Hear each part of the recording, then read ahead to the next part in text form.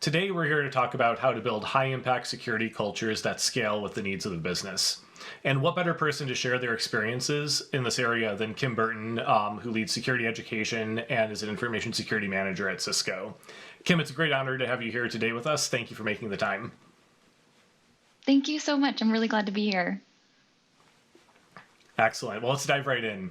So, Kim, can you tell us a little bit more about your role at Cisco and really give us an overview of your guiding principles for security education?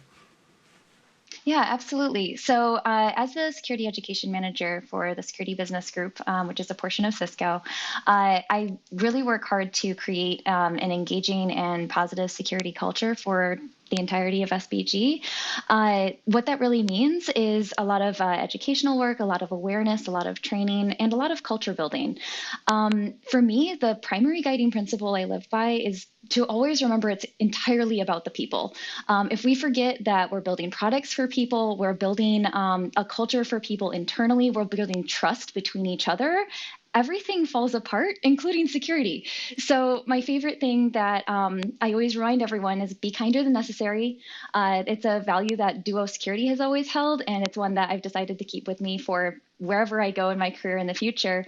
And that particular principle, combined with always remembering that it's about the people, makes a safe environment for learning. So it all ties together to create the best culture possible for a safe learning environment. Thanks. And speaking of Duo Security, you were on quite a journey between starting as a independent, smaller organization, going through an acquisition, and then now being part of a group that supports thousands of employees inside of a huge multinational organization within Cisco. Can you tell us how you've approached building a robust security culture that scales with organizational changes like that? Yeah. So the really cool thing here is it ties right back to the principle, the idea of keeping it all about the people. So the first thing I try to remember is that you have to keep these things personal. It sounds hard to do that at scale, but when you think about certain examples like podcasts and other things that we engage with every day, the best podcasts are the ones where you feel like you're in the room with everyone. And in that environment, you can do that for training. You can do that for security education. You can actually do that for any kind of training that you have, not just security training.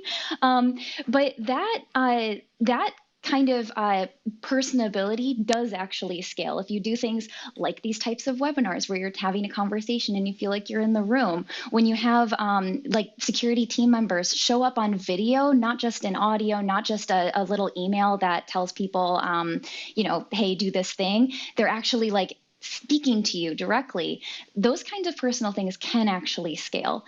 The other thing I try to do is keep it very simple. Any kind of process that's repeatable and is able to basically keeping something easy and simple rather than just trying to always do something new. You can keep the same format and use the same types of slide decks over and over again, but then change the actual content inside, as long as you keep it towards the things that create the feeling of personability, like narrative. A lot of the work that I do is focused on storytelling. So trying to keep a culture of that storytelling so that people understand where they actually fit in those narratives is really important. And all of the work that we do, we think of it as kind of like lists of information where we're like, oh yeah, as security folks, we know XYZ about our jobs. We know these specific things to be true in the technology that we work with. But when we talk about who we are to people, when we talk about what we do, we're always telling stories. So if we can take the storytelling aspects of the technology that we understand that we're trying to teach to other people, if we can take the story of how we got there, the story of how we learned those things, and actually present that narrative to people, people are more likely to learn it. And that's the part that, again, that's the scaling aspects. It's the way people remember things. Got it. And as a follow-up to that theme there, and merging the two thoughts between core approaches to security culture and development at scale, how do you drive engagement? Like, what does good engagement look like through approaches like storytelling? Oh, wow. So there's all kinds of stuff that you can do to drive engagement. One of the first things that I think of, I just moved through the annual security training that we just, I just created it. Sorry. The I created this choose your own adventure story, which was really, really exciting. People could actually literally choose paths to go down to learn more about the security environment that they were working in. And I made it modeled on a vendor security assessment, which is something that security teams do all of the time. It's something that compliance teams do, and people don't always see what that looks like from the inside. And it doesn't sound necessarily super exciting to a security person. They're like, oh gosh, yeah, vendor review. Oh man, I have to do another one of those. But the wonderful thing is when you don't work in that job every single day, it's really cool to experience what someone else's role is, and you can take the way that you would evaluate a vendor for the security review. You can take how that evaluation works and break it down into the basic reasons of why we are evaluating them as we are, and use those to teach people the fundamental foundational material that we really need them to understand to be positive security culture advocates. I love it. And, especially in that example of the choose your own adventure style of vendor security assessments as a delivery mechanism for security awareness in an organization. Having used that approach before, are there any key takeaways that were either reinforced your belief of that being an engaging and viable approach, or maybe things that surprised you through that experience? Yeah. So the first thing I noticed is that people loved it. I very rarely in my field hear people say that they love annual security training, but everyone, I receive so many messages through Slack and email. Gosh, it was in the hundreds of them for people just getting excited about what the training actually was. And then I actually did retention check from the year before during it. So I was able to also show that people remembered the training that, again, was a narrative-based training material from the year before into this year. And then from there, the way that people felt about the training meant that they were more willing to engage with the security team. So we were able to see more messages coming through to the channels that we requested them to go to. And that was really exciting. And the last thing that I really noticed was that people were asking me for what the next content was. They started looking forward to future security offerings, which I don't think you can ask for something better than people saying, hey, I want more.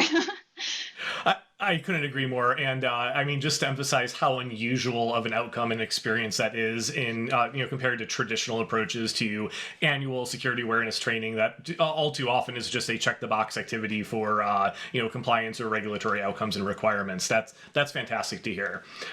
Let's shift topics a little bit and look to the less fun examples, perhaps. So at Tessian, we focus on protecting our customers against oh shit moments that are driven by lapses in judgment, in humans tricking other humans, and so on.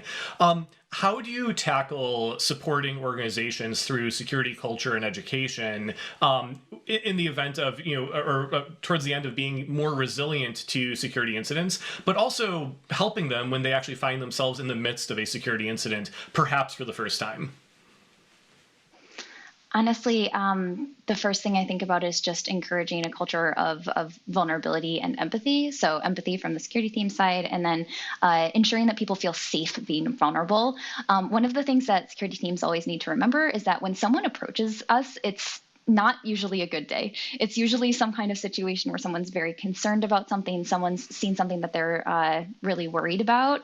But when they approach us, we need to make that environment safe for them to tell us something that maybe they did wrong. Maybe it's something that they're saying their team did wrong. Maybe it's something that they did not know was a concern at all, and it it has manifested itself as a concern. And when someone has that, you don't want to immediately put them into a defensive posture. You don't want to put them into a situation where they feel shame articulating to you what happened. We need details. We're going to need to know how to mitigate whatever has happened, and we need to know how bad it is.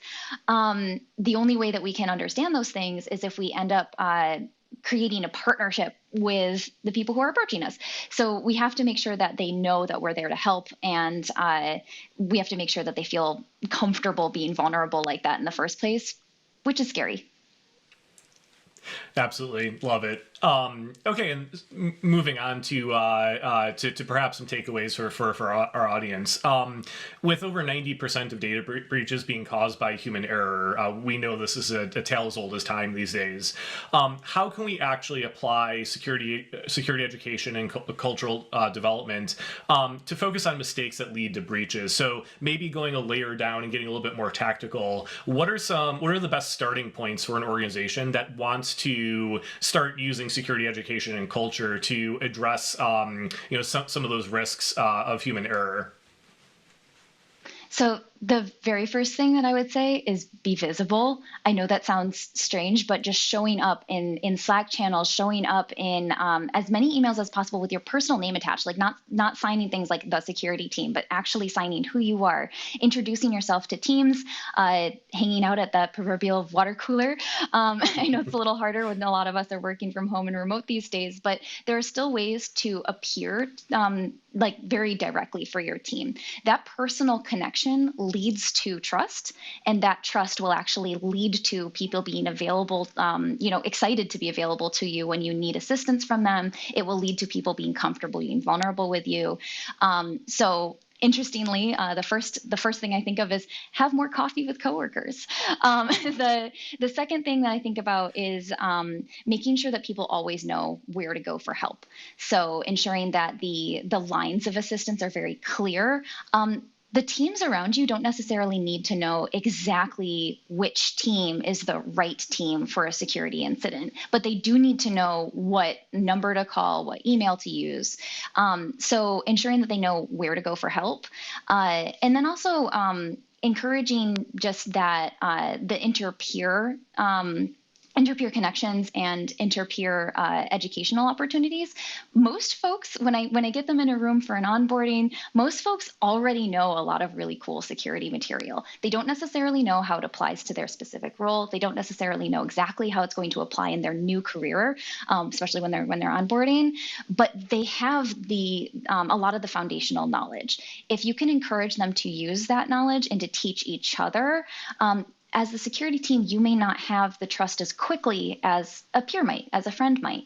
And really, if you can encourage those connections just by trusting your team, it's pretty easy to extend trust originally and only withdraw it if necessary. And we can all do that. Fantastic. Thanks, Kim. So this is the end of our time together. Thank you so much for taking the time to be with us here today. It's been incredibly valuable. I'm going to hand it back to Stacia, who will be taking us into our next session, so stay tuned.